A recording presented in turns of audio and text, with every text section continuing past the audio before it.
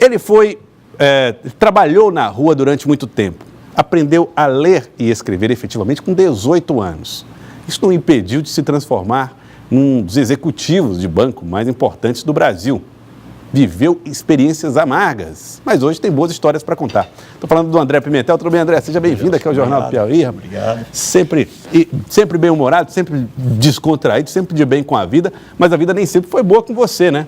Como é que foi o início da vida lá na Bahia? Como é que foi essa história? Boa tarde, Joelson. Boa tarde a todos. Foi muito difícil. Filhos de pais pobres, separados. Minha mãe separou do meu pai, são 4 filhos, e nós fomos morar em Salvador. Então, aos 8 anos de idade, por uma questão até de sobrevivência, fui para as ruas vender jornal.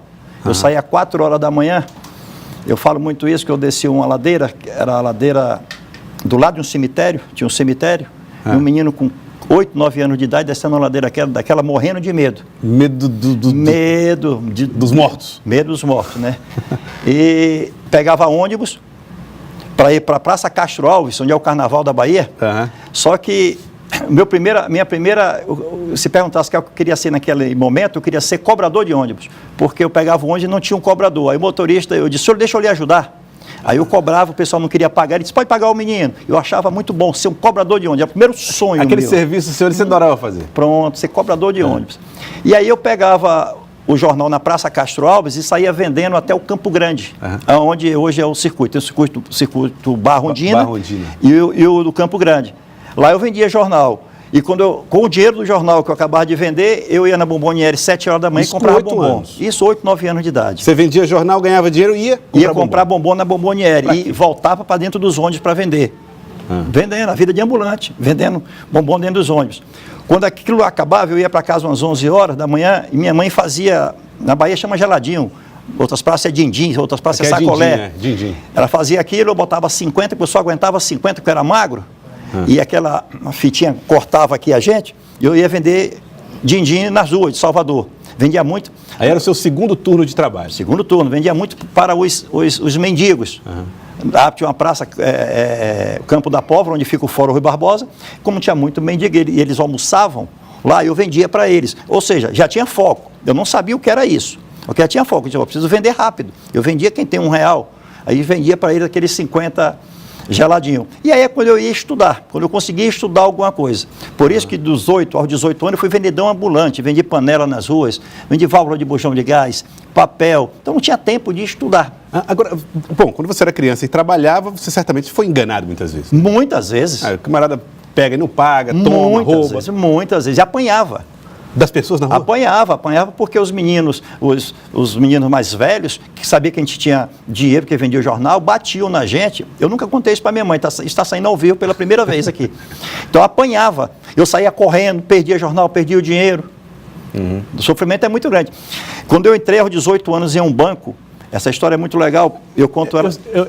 Bom, você, quando criança, vendia jornal, din-din, depois você passou a vender outros produtos. Outros produtos. E aí, trabalhando 2 turnos, ficava difícil estudar. Bastante. Você chegou aos 18 anos com que formação intelectual? Você conseguia ler, escrever? Como é que não conseguia já ler, eu falo muito que eu fazia um O na cuia, né? Era mais fácil, né? Então não tinha essa cultura, não tinha formação. Para escrever. Não tinha. E... eu fazia compra para as madames também, porque sempre muito comunicativa, é isso que eu falo para vocês. A comunicação é tudo. Porque uma criança de 2, 3 meses, se ela não chorar, ela não tem remédio nem para dor e nem o mingau. Ela precisa chorar, precisa se comunicar. Então eu me comunicava muito bem. Então eu via as madames fazendo as compras nas CEAs e supermercado, e eu falava para ela assim, a senhora não quer que eu faça para a senhora, não? Aí ela dizia, ficava com medo de me dar o dinheiro e eu não voltar, né? Mas fui adquirindo confiança, então fazia compra para as madames, entregava as compras, né, CEAs, ganhava R$10 de cada um hoje em dia. Mas... Ou seja, André, de todo jeito você ganhava dinheiro? De todos os jeitos, todos os jeitos. André, mas aí tem uma preocupação. Quando você é muito jovem, trabalha 2 turnos, 3 turnos, vai para a rua, vende bombom, vende jornal, vende tudo, não sobra tempo para estudar. Você chegou aos 18 anos com uma formação muito precária. Mesmo assim, você conseguiu um bom emprego. Deus sempre olhou muito pelo Pimentel. Aos 18 anos, meu irmão conheceu uma pessoa que trabalhava em um banco e tinha uma vaga para office boy, e ele falou, você não quer fazer um teste? Quero, quem que não quer sair da vida das ruas? E aí eu fiz o teste, e eu perdi o teste. Lógico, um analfabeto, você não tinha cultura, você perdeu. Eu tinha já um curso de datilografia, ali eu fui bem, mas no restante perdi em tudo. E essa pessoa me deu uma segunda chance. Em uma semana eu consegui passar. Ela me ajudou muito. Em uma semana eu consegui passar no banco. Você conseguiu virar o jogo, em uma semana, entrou no banco. Aos 18 anos. Aí eu me lembro como hoje, que no dia 10 de setembro de 84, quando eu entrei no banco como contínuo, eu cheguei no banco, meu horário no banco era de 7 a 1. Eu cheguei mais ou menos às 6h30, sempre cheguei cedo. E eu cheguei no banco, muitos departamentos, e eu olhei e falei assim, eu vou ser gerente. Me lembro como hoje, eu vou ser gerente nesse banco. Eu não sabia nem o que era ser gerente. Logo no começo do dia. No primeiro dia, eu olhei e disse, eu vou ser gerente. Sabe por quê?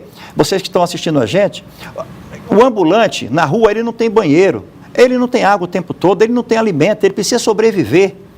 Quando eu cheguei nesse banco, nesse departamento, tinha mesa, tinha cadeira, tinha banheiro, tinha ar-condicionado, tinha café, tinha água. Aquilo eram valores que eu tinha na minha vida, que eu disse, eu não posso perder isso. E além de sustentar a minha família. Então, aí você diz, eu quero isso aqui para mim. E isso aqui vai ser a minha vida. Tanto que o meu horário, como eu falei no banco, era de 7 a 1, eu chegava às 4 horas da manhã e eu saía do banco meia-noite, 1 hora, 2 horas da manhã, todos os dias. Por quê? Porque eu precisava dar conta. Eu precisava entregar. Nós tínhamos malote para entregar. Então, eu sempre busquei resultado. É como eu falo hoje.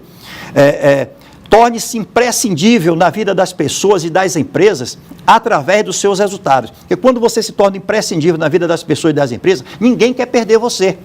Eu sou a prova viva, a prova viva que se você quer, se você tem um objetivo, você se conhece e confia em você, você chega. Agora, Pimentel, você, dos 18 aos 28, você conseguiu uma coisa importante, você se tornou gerente regional. Eu entrei aos 18. Aos 28 anos de idade, eu recebi um convite para ser gerente regional da área internacional desse banco onde eu trabalhava, desse departamento. Como é que uma pessoa analfabeta, aos 18 anos, em 10 anos, eu transformei a minha vida? Como eu falei para você, eu queria dar resultado. Então, dentro do meu departamento, eu passei a dar $1 milhão a cada 3, 4 meses de resultado dentro de um departamento de 20 pessoas. Os meus resultados começaram a aparecer. O mercado financeiro começou a querer quem é o Pimentel, quem é essa pessoa que fatura muito dentro do banco.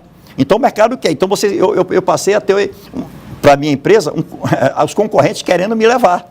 Isso foi te valorizando. Valorizando. Então, agora nem sempre as pessoas pensam, agora que eu consegui tudo aqui, estou fazendo tudo, meu pessoal quer me ver, aí eu quero dar um passo maior, vou botar uma empresa. Isso aconteceu com você também? Muito. Você Isso aconteceu quando eu sempre, o lado empreendedor sempre andou na minha vida, Então, quando eu cheguei no Ceará, há 20 anos atrás, 24 anos atrás, eu montei a minha primeira empresa. Eu montei a minha primeira empresa, paralela ao meu trabalho. E eu trabalhava no banco e essas pessoas cuidavam. Depois de uns 5, 6 anos, eu resolvi sair do banco para cuidar das minhas empresas. Eu já ganhava até mais da minha empresa. Aí que eu falo para você, empreendedor, que é gestão. Então, tinha nossa empresa, nós criamos um projeto de estar em outras praças, nós vendíamos em 2 praças. Quando eu entrei, passamos a vender em 12 praças. Só que para isso eu ficava muito ausente e deixava a empresa na mão de pessoas. Quando eu descobri há 16 anos atrás que eu estava completamente falido e quebrado. Quebraram a sua empresa? Eu quebrei de uma maneira que eu perdi tudo. Tudo que você pode imaginar. Carro, casa. Eu passei a catar lixo nas reciclagens de Fortaleza, dentro de um Fusca velho que um amigo meu me emprestou. Você voltou para as ruas? Voltei para as ruas novamente. Eu catava plástico para poder sobreviver, sustentar minha família. Eu tinha uma renda de 20 mil mensais há 16 anos, 17 anos atrás, passei a ganhar R$500 catando lixo para sobreviver.